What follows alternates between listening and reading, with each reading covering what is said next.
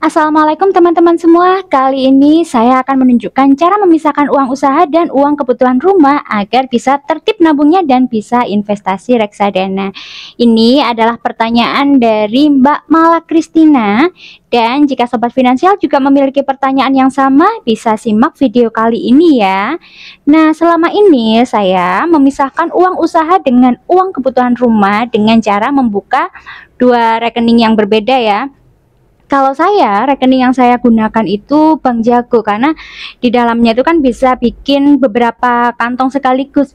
Nah, di situ saya bikin kantong untuk uang usaha, lalu kemudian kantong untuk uang kebutuhan rumah. Jadi ada dua kantong di Bank Jago ini tadi.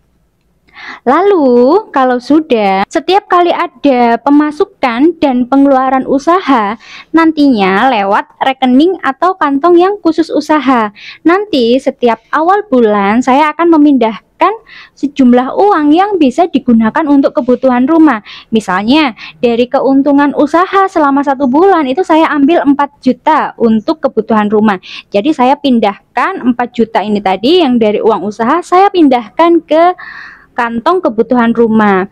Karena sebelumnya sudah budgeting, maka di awal bulan, khususnya di awal minggu ya, hari Senin, Selasa seperti itu, saya akan investasi di reksadana. Uangnya ambil dari kantong uang kebutuhan rumah. Berapa nominal yang diinvest? Nah, ini tergantung pada tujuan keuangan dan budgeting saya di bulan itu. Jadi teman-teman juga bisa sesuaikan sendiri ya nominal yang bisa disisihkan. Jadi harapannya tiap bulan selalu sempatkan untuk bikin budgeting di bulan itu biar memudahkan kontrol keuangan, terutama kalau ada usaha seperti ini. Nah, pas budgeting ini kan sudah ada gambaran ya, mau belanja apa di bulan itu, belanjanya ini nanti cash atau via online shop. Jadi kalau sudah ada rencana belanja online, saya ambilnya itu sebagian aja.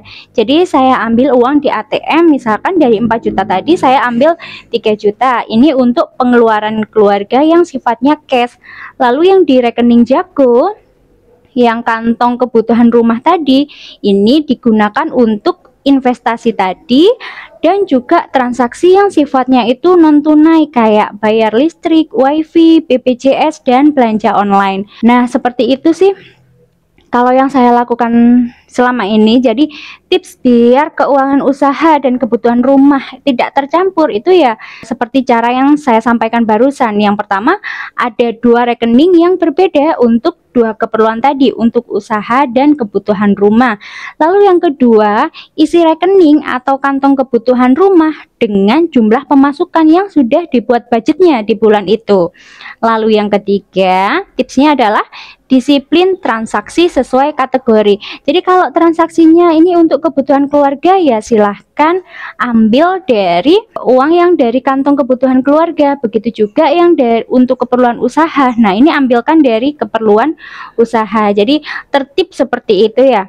Tapi kalau semisal nanti harus terpaksa pinjam dulu uang usaha ya, ini nggak apa-apa.